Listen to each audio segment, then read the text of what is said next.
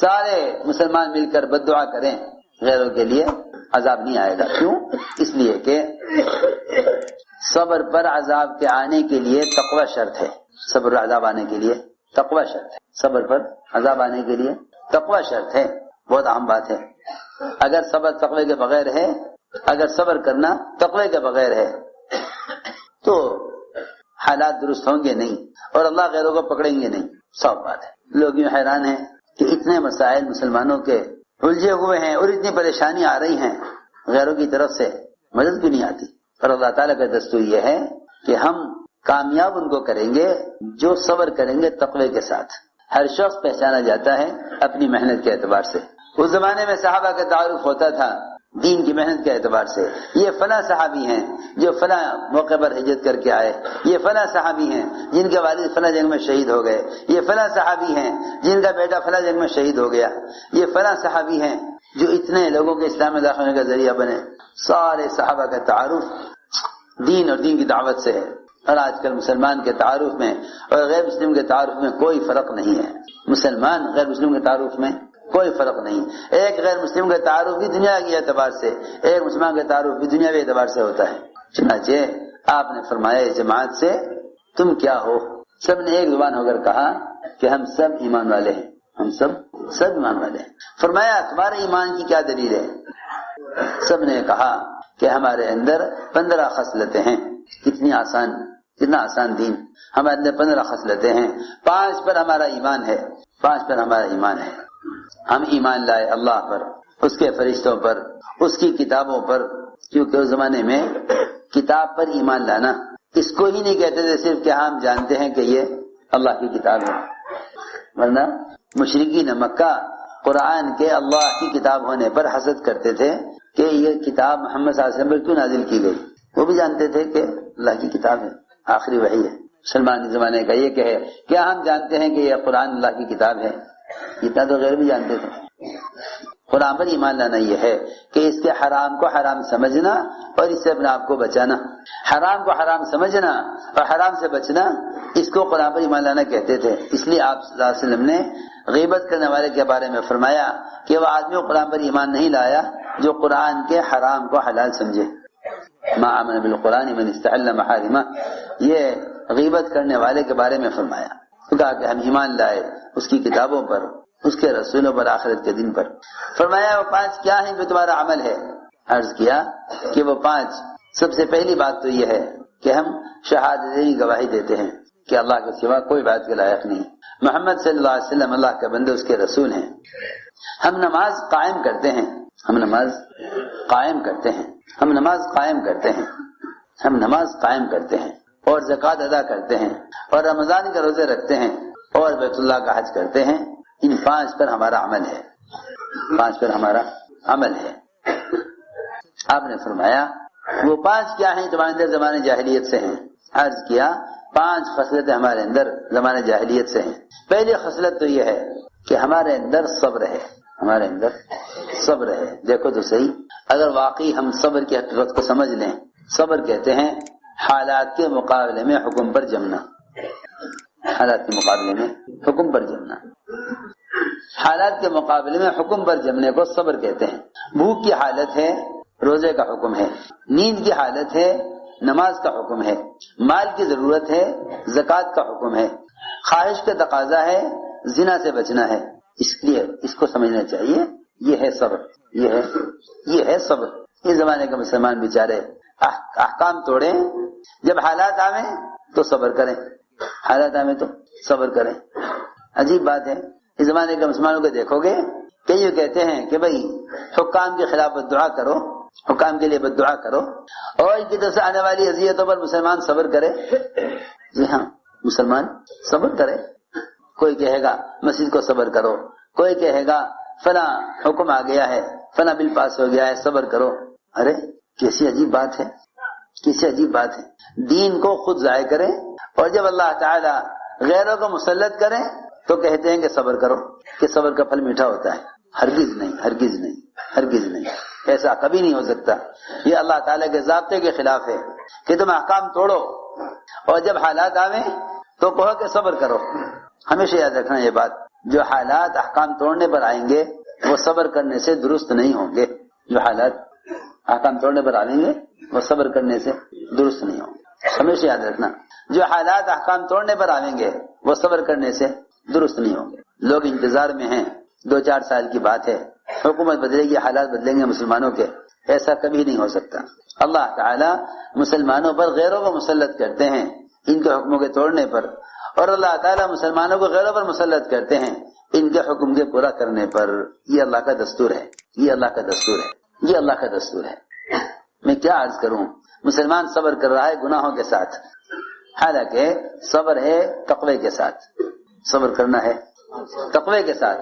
مسلمان صبر کر رہا ہے گناہوں کے ساتھ. صبر کا گناہوں کا کوئی جوڑ نہیں ہے, کیونکہ صبر کرنا حکم پر جمنے کو کہتے ہیں, اس لیے صبر کا گناہوں کا کوئی جوڑ نہیں ہے. آپ دیکھتے نہیں چور صبر کرتے ہیں پٹائی پر تو کیوں نہیں عذاب آتا پولیس والوں پر؟ کیوں نہیں عذاب آتا؟ سارے مسلمان مل کر بد دعا کریں غیروں کے لیے, عذاب نہیں آئے گا. کیوں؟ اس لیے کہ صبر پر عذاب کے آنے کے لیے تقوی شرط ہے. صبر پر عذاب آنے کے لیے تقوی شرط ہے. صبر پر عذاب آنے کے لیے تقوی شرط ہے. بہت اہم بات ہے. اگر صبر تقوی کے بغیر ہے, اگر صبر کرنا تقوی کے بغیر ہے تو حالات درست ہوں گے نہیں اور اللہ غیروں کو پکڑیں گے نہیں. صاف بات ہے. لوگ یوں حیران ہیں کہ اتنے مسائل مسلمانوں کے الجھے ہوئے ہیں اور اتنی پریشانی آ رہی ہیں غیروں کی طرف سے, مدد بھی نہیں آتی. اور اللہ تعالیٰ کا دستور یہ ہے کہ ہم کامیاب ان کو کریں گے جو صبر کریں گے تقوی کے ساتھ. جو صبر کریں تقوی کے ساتھ, جو صبر کرے تقوی کے ساتھ. یوسف علیہ السلام نے صبر کیا تقوی کے ساتھ, بھائیوں کی اذیت پر صبر اور زلیخا کی حرکت پر تقوی. اللہ نے سارے بھائیوں کو محتاج بنا کر پیش کیا, سارے بھائیوں کو محتاج بنا کر پیش کیا. اللہ اکبر. جب سگے بھائی محتاج ہو سکتے ہیں صبر و تقوی پر, تو اغیار جو اللہ کے دشمن, اللہ کے دین کے دشمن, وہ کیسے محتاج نہیں ہوں گے ایمان والوں کے؟ سوچو تو صحیح. جب سگے بھائی محتاج ہو سکتے ہیں یوسف علیہ السلام کے سامنے, تصدق علینا, ہمیں کچھ خیرات دو, کچھ صدقہ دو. جب صبر و تقوی پر سگے بھائی محتاج ہو سکتے ہیں جو خود ایمان والے ہیں, نبی کی اولاد ہیں, سوچو تو اس مسلمان کے صبر و تقوی پر اللہ کے دین کے دشمن محتاج کیوں نہیں ہوں گے مسلمانوں کے؟ ہر قدم پر آج مسلمان محتاج ہے, وہاں ہر قدم پر غیر محتاج تھے. بات ساری یہ ہے کہ مسلمان صبر کر رہا ہے گناہوں کے ساتھ. جو حالات آ رہے ہیں وہ گناہوں کی وجہ سے آ رہے ہیں, اس لیے جو حالات گناہوں کی وجہ سے آئیں گے وہ صبر کرنے سے ٹھیک نہیں ہوں گے. جو حالات گناہوں کی وجہ سے آئیں گے صبر کرنے سے ٹھیک نہیں ہوں گے. چاہے انتظار کرتے رہو. جو حالات گناہوں کی وجہ سے آئیں گے وہ صبر کرنے سے ٹھیک نہ ہوں گے. یہ قرآن میں ہر جگہ صبر کے ساتھ تقوی کو جوڑا ہے. انہ من یتق ویصبر وان تصبروا وتتقوا یا ایھا الذین آمنوا اصبروا وصابروا ورابطوا واتقوا اللہ. جہاں بھی دیکھو قرآن میں آگے پیچھے صبر و تقوی دونوں ساتھ ملیں گے, دونوں ساتھ ملیں گے. مسلمان صبر کر رہا ہے گناہوں کے ساتھ, مسلمان صبر کر رہا ہے گناہوں کے ساتھ. پھر شکایت کرے کہ جی مسلمانوں پر حالات ہیں, کمانے نہیں دیتے. تم یہ بتاؤ تم نے کمائی میں حکم کتنا پورا کیا؟ تم یہ بتاؤ کہ تم نے کمائی میں سے کتنا اللہ کو دیا؟ انہوں نے زکات بچائی اللہ سے, انہوں نے زکات بچائی اللہ سے جو وہ تھوڑی مقدار تھی. اللہ نے غیروں کے ذریعے ان پر ٹیکس مسلط کر دیا.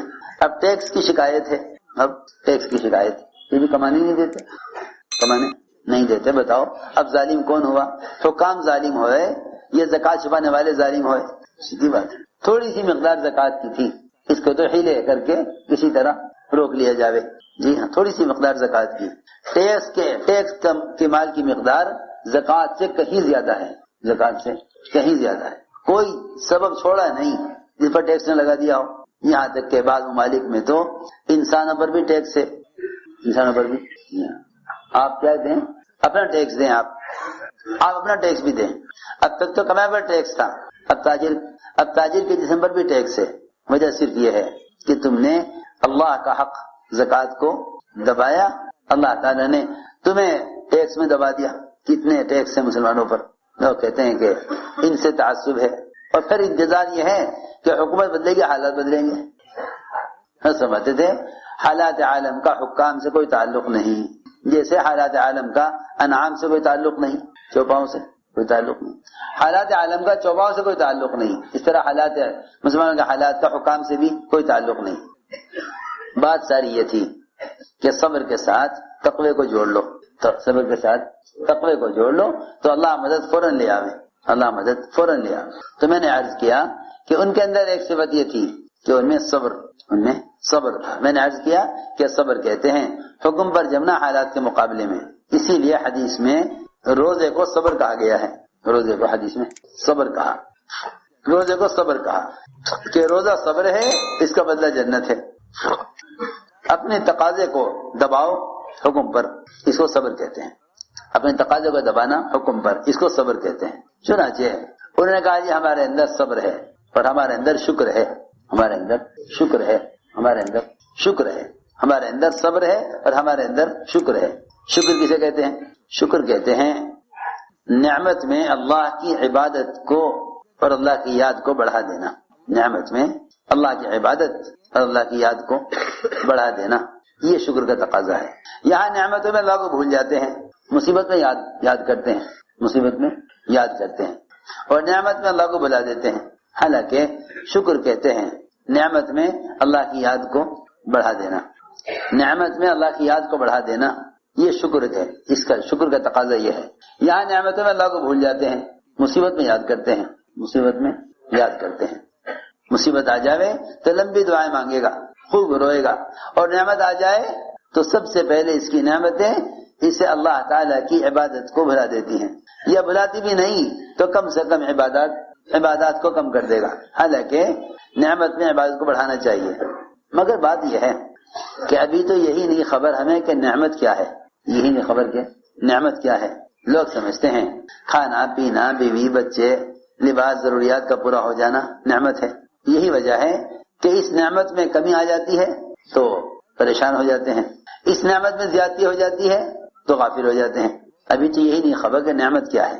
سب سے بڑی نعمت نعمت اسلام ہے، سب سے بڑی نعمت نعمت اسلام ہے، سب سے بڑی نعمت نعمت اسلام ہے، اور سب سے بڑی مصیبت کفر ہے، اس لیے کفر پر ہمیشہ کا عذاب ہے اور اسلام پر ہمیشہ کی نعمتیں ہیں، اسلام پر ہمیشہ کی نعمتیں، کفر پر ہمیشہ کا عذاب ہے، کیونکہ آخرت کی نعمتیں اور جہنم کی نقمتیں وہاں کا عذاب سامنے نہیں، اس لیے جو لوگ آخرت کو سامنے نہیں رکھیں گے ان کو دنیا میں پتہ نہ چلے گا کہ نعمت کیا ہے، ان کو پتہ نہیں چلے گا دنیا میں کہ نعمت کیا ہے۔ جو آخرت کو سامنے نہیں رکھیں گے وہ دنیا میں نعمت کو نہیں پہچان سکیں کہ نعمت کیا ہے۔